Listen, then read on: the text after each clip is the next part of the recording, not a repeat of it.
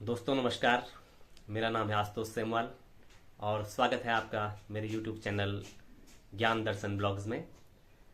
दोस्तों, पिछले एपिसोड में आपने देखा पापा ने आपको सिद्धपीठ काली मठ के बारे में जानकारी दी।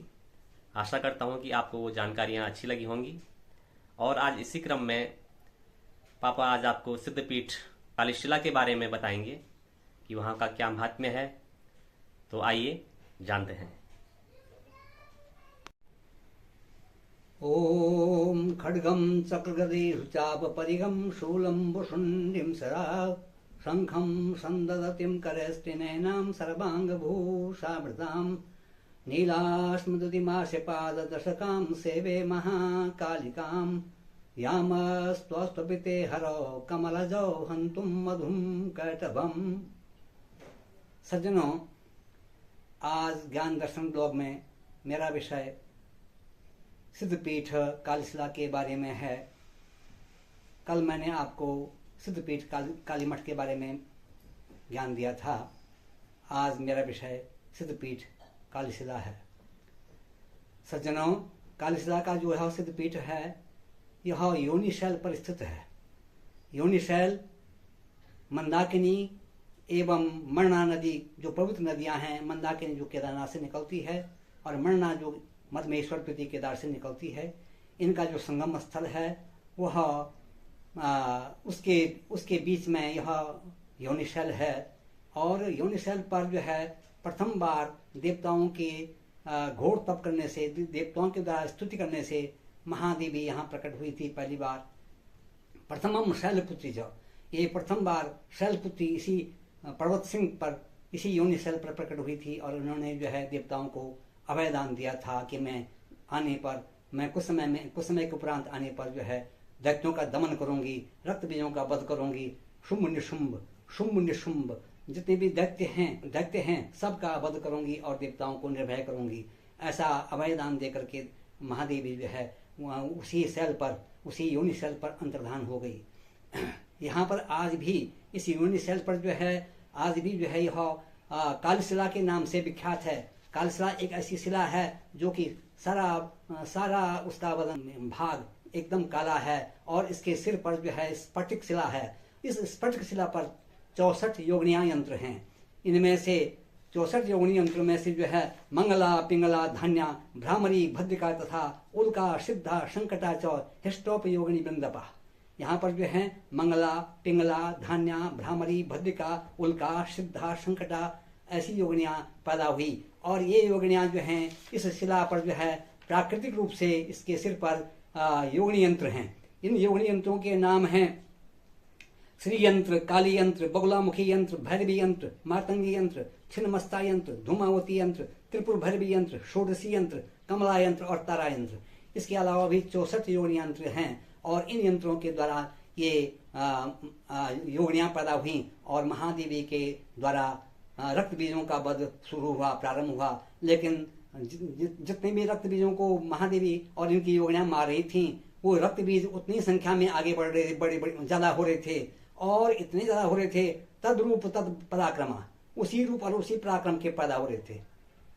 उनको रक्त बीज को वरदान था कि जो मेरा वध करेगा या जो मेरे अंग प्रत्यंग काटेगा और मेरे अंग की जितनी बूंदें नीचे पड़ेंगी पृथ्वी में, तद रूप तद पराक्रमा, उतनी रूप के और उतनी पराक्रम के रक्त बीज पैदा हो जाएंगे। और यहाँ से लेकर के कालीमठ से लेकर के कालीशिला से लेकर के डिब्रूगढ़ आसाम तक रक्त बीजों का जंगल बन गया। इतने रक्त बीज पैदा हो गए। इसके बाद आकाशवाणी हुई। भगवान ने आकाशवाणी से महादेवी को बताया कि हे महादेवी, तुम और तुम्हारी योगिनियां जो हैं रक्त बीजों का वध कर रही हैं, लेकिन रक्त बीज को ऐसा वरदान प्राप्त है कि इसकी रक्त की बूंदें जब तक पड़ती रहेंगी पृथ्वी में तब तक ये पैदा होते रहेंगे। इसलिए इन रक्त बीजों का वध करने के लिए महाकाली का पैदा होना बहुत आवश्यक है। जब महाकाली पैदा होगी तभी ये मरेंगे, महाकाली इनका रक्त पान करेगी। तो तुम अपना तीसरा नेत्र खोलो। तो महादेवी को जब ऐसा उपदेश हुआ आकाशवाणी के द्वारा, तो महादेवी ने अपना तीसरा अग्नि नेत्र खोला। यहाँ पर कालशिला में महाकाली का एक तीसरा अग्नि नेत्र है जिसकी पूजा होती है। यह स्फटिक शिला पर एक स्फटिक अग्नि नेत्र है, आज भी है, इसकी पूजा होती है। इस अग्नि नेत्र से जो है एक अग्निपुंज पैदा हुआ और उस अग्निपुंज का प्रहार जहाँ आज काली मठ है वहाँ यह अग्निपुंज पहुंचा और उसने एक बहुत बड़ा गड्ढा पैदा कर दिया और उस गड्ढे से जो है महाकाली पैदा हुई। अति विस्तार वदना जिह्वा ललन भीषणा निमग्ना रक्त नयना नादा पूरित दिग्मुखा। यह अति विस्तार वदन की थी, जिह्वा ललन भीषणा, इसकी जिह्वाएं जो है लप लपा रही थी, रक्त की पिपासु थी, ये चाह रही थी कि कहाँ रक्त पीने को मिले। और इस प्रकार से जो है निमग्ना रक्त नैना, यह रक्त पीने में ही खुश थी।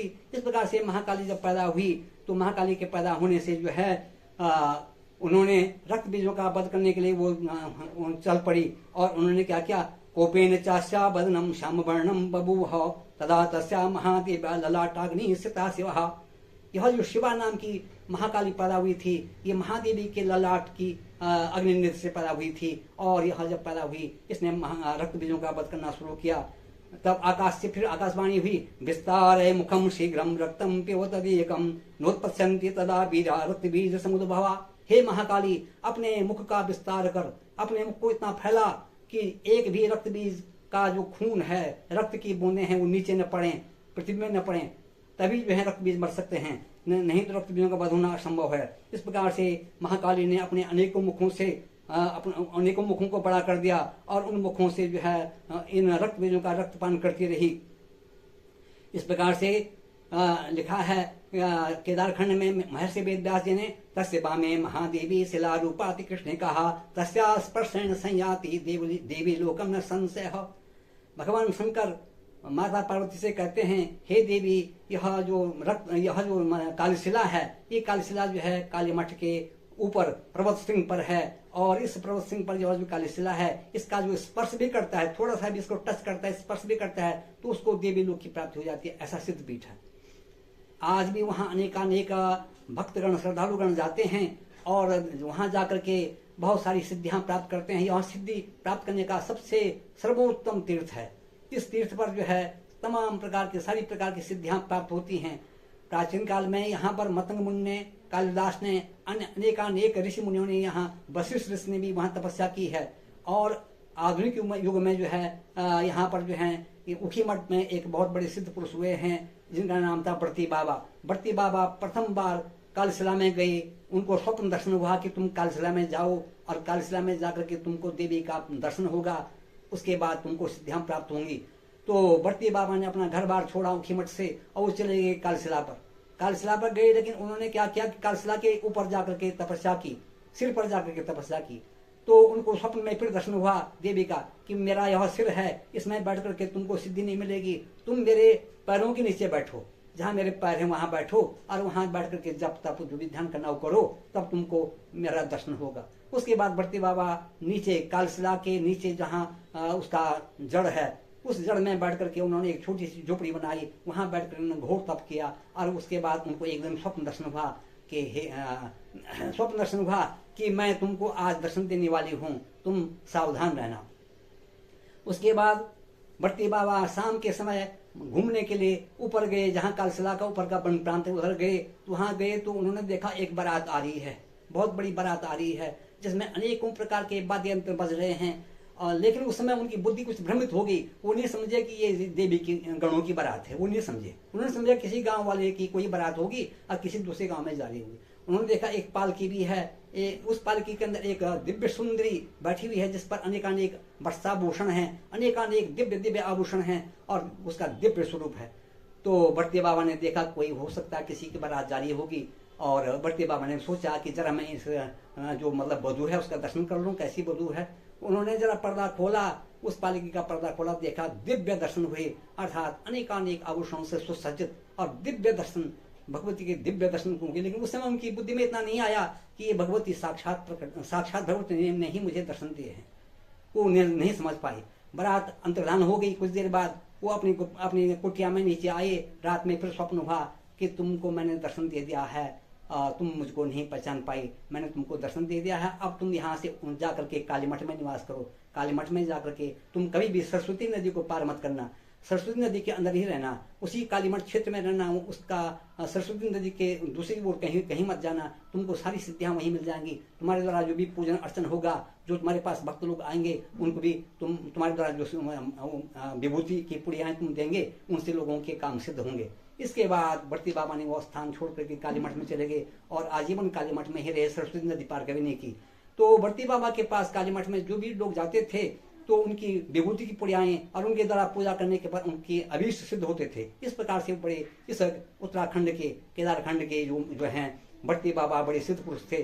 और जैसे कि दक्षिण कालिका के सिद्ध पुरुष जो हैं रामकृष्ण परमहंस थे, उसी प्रकार से उत्तराखंड में केदारखंड में ये भी एक रामकृष्ण के ही समान दिव्य पुरुष थे।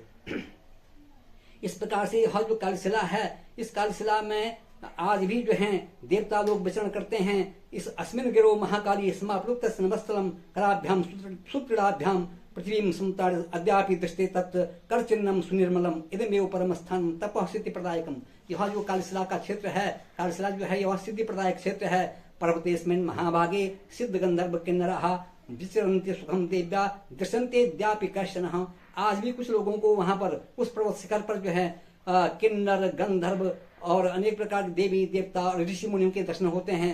और जो भाग्यशाली पुरुष हैं वहाँ जो तप करते हैं उनको इनके भी दर्शन होते हैं। आज भी वहाँ ये सिद्ध किन्नर गंधर्व घूमते रहते हैं, विचरण करते रहते हैं और देवी का दर्शन करते हैं। यहाँ पर जो है यत्र काली पुरा देवी रक्त बीज बधाई चौ, इसी स्थान पर जो है इसी कालशिला में जो है देवी प्रकट हुई थी महादेवी। और महादेवी के ललाट नेत्र से महाकाली प्रकट हुई थी और उन्होंने जो है रक्त बीजों का वध किया था। कालीति नाम विभुवाम गिरिराज पीठे ताम कालिकाम कलिहराम सततम भजामहम। कालीति नाम विभुवाम गिरिराज पीठ, इस गिरिराज के पीठ पर जो है काली नाम की महाकाली पैदा हुई और उन्होंने जो है काल के दुखों को दूर करने के लिए अर्थात संसार के लोगों के दुखों को दूर करने के लिए जो है यहाँ प्रकट होकर के लोगों को आज भी लोगों के दुखों को दूर करती हैं। कलो नास्ते व बिनाम काली विमुक्तिदाम मुक्तिदाम निर्णाम सर्वथैम मम प्रिय। केदारखंड में वेदव्यास जी लिखते हैं कि कलयुग में केवल एक ही आधार है, वो है महाकाली। महाकाली का जो जप करता है, तप करता है, ध्यान करता है इस स्थान में आकर के, कालशिला में आकर के, तो उसको भुक्ति मिलती है, मुक्ति मिलती है, इसमें कोई भी संदेह नहीं है। और उसके सारे सांसारिक संताप, सांसारिक दुख दूर होते हैं। इस प्रकार से यह जो केदारखंड है, केदार मंडलम सर्वम भुक्ति मुक्ति प्रदायकम, ये सारा केदार मंडल भुक्ति देने वाला भी है, मुक्ति देने वाला भी है। जिसको भुक्ति चाहिए, भोग चाहिए, ऐश्वर्य चाहिए, उसको ऐश्वर्यों की प्राप्त होती है। जैसे बड़े बड़े राजा महाराजा, यहाँ रावण के महाराजा भी आए हैं और यहाँ मानधाता भी आए हैं, यहाँ बाणासुर भी आए हैं। इन्होंने यहाँ भगवती का और भगवान शंकर का जप ध्यान किया तो उनको जो है भुक्ति मिली, मुक्ति मिली, अर्थात उनको भोग भी मिले और मुक्ति भी मिली। इस प्रकार से आज भी इस कालशिला में जो भी व्यक्ति, जो भी श्रद्धालु जाते हैं और ध्यान से भगवती का ध्यान करते हैं, जप करते हैं, अनुष्ठान करते हैं, तप करते हैं, तो उनके सारे उनको भुक्ति भी मिलती है और मुक्ति भी मिलती है। कंकरे कंकरे शंकरो निवास पर्वते पर्वते पार्वती बास। यहाँ केदारखंड में इस क्षेत्र में ऐसा क्षेत्र है, इसको देवभूमि कहते हैं, देवों का निवास है। यहाँ पर हर कंकर में शंकर भगवान का निवास है और हर पर्वत पर पार्वती माता का निवास है। जहाँ भी आप पर्वत शिखर देखेंगे वहाँ कोई न कोई देवी अवश्य होगी। जैसे धारी की देवी, जैसे मठाना माई, जैसे चंद्रबदनी देवी, जैसे हरियाली देवी, जैसे कालशिला देवी, इस प्रकार से जैसे पार्वती देवी, इस प्रकार से पर्वतों में यहाँ पर देवियों का निवास है और कंकर में यहाँ शंकर भगवान का निवास है। इस प्रकार से यह कालशिला क्षेत्र जो है इसको योनिशैल कहते हैं। इस योनिशैल पर जाने का रास्ता क्या है कि कोई भी श्रद्धालु जब आता है तो वह गुप्त काशी के नीचे एक स्थान है विद्यापीठ। विद्यापीठ से एक सड़क, एक मार्ग जाता है काली मठ को, और काली मठ के मार्ग पर ही एक जगह है, वहां पर जो है संगम है। उस संगम पर वहां पर मरना नदी और मंदाकिनी नदी का एक संगम है। वहां पर से ऊपर जाने का रास्ता है। लगभग 5 किलोमीटर ऊपर जाकर के वहां पर कालशिला के दर्शन होते हैं और कालशिला के दर्शन करने के बाद आदमी अपने को धन्य समझता है। यहाँ इतना बड़ा सिद्ध पीठ है, प्राकृतिक सौंदर्य से भरपूर है। ऊपर से महेंद्र पर्वत है, सामने जो है रत्न स्तंभ चौखंबा है, जो कि भगवान कृष्ण भी कहते हैं कि स्थावराणाम हिमालय विस्मी, अस्थावर चीजों में मैं हिमालय हूँ। हे अर्जुन, अस्थावर जो चीजें हैं उनमें मैं हिमालय हूँ। और पर्वत शिखरों में क्या कहते हैं, वो जो शिखर हैं, पर्वत शिखर हैं, भगवान कहते हैं कि हिमालय के जो पर्वत शिखर हैं, मेरु शिखरणाम हम, उनमें मैं मेरु हूँ। मेरु का मतलब है, मेरु का अर्थ है चौखंबा, रत्न स्तंभ। उनमें मैं मेरु पर्वत हूँ अर्थात चौखंबा हूँ। तो चौखंबा यहाँ से सामने दिखाई पड़ता है। जो भी भक्तगण वहां जाते हैं और चौखंबा को देखते हैं सामने, तो उसका हृदय गदगद हो जाता है। जो भी भक्तगण वहां जाते हैं और सुमेरु पर्वत को देखते हैं अर्थात केदार कांठा, जिसको कि महेंद्र पर्वत भी कहते हैं, जहाँ से महेंद्र तनया मंदाकिनी का उद्गम होता है, उसको देखते हैं तो भक्तगण जो हैं आह्लादित हो जाते हैं और उन पर्वतों को देख करके भाव विभोर हो जाते हैं। सामने मणि पर्वत है, रणमन्ना खामन्ना, जहाँ देवी ने जो है रक्त बीजों के साथ युद्ध किया था, ऐसा रणमन्ना खामन्ना के मैदान भी ऊपर हैं। उन मैदानों में जाकर के वहाँ की जड़ी बूटियों से भरे वहाँ के मैदानों को देख करके कोई भी जिज्ञासु जब वहाँ जाता है तो उसका हृदय गदगद हो जाता है। तो सज्जनों, यहाँ आइए। जब आप केदार की यात्रा करते हैं तो केदार की यात्रा के मार्ग में ही यह स्थान है। विद्यापीठ में आपको जाना है। विद्यापीठ से आगे जो है जो संगम है, उस संगम से आगे जाकर के आप ऊपर चढ़ाई करना और 5 किलोमीटर की चढ़ाई के बाद जो है यह स्थान है दिव्य और बहुत ही मनोरम सिद्ध स्थान है। तो श्रद्धालुओं से निवेदन है आकर के अपने को धन्य धन्य कीजिए। बोलो महाकाली कालीशिला की जय। तो दोस्तों, आपको ये जानकारी कैसे लगी? आशा करता हूँ कि आपको ये जानकारी अच्छी लगी होगी। माँ भवानी के बारे में आपने काफ़ी कुछ नया जाना होगा, कालीशिला के बारे में। तो आपको ये सब कैसा लगा कमेंट ज़रूर करना, और ऐसे ही वीडियोज़ हम आगे भी आपके लिए लाते रहेंगे। और तब तक के लिए अपना खूब सारा ध्यान रखिए। प्रणाम।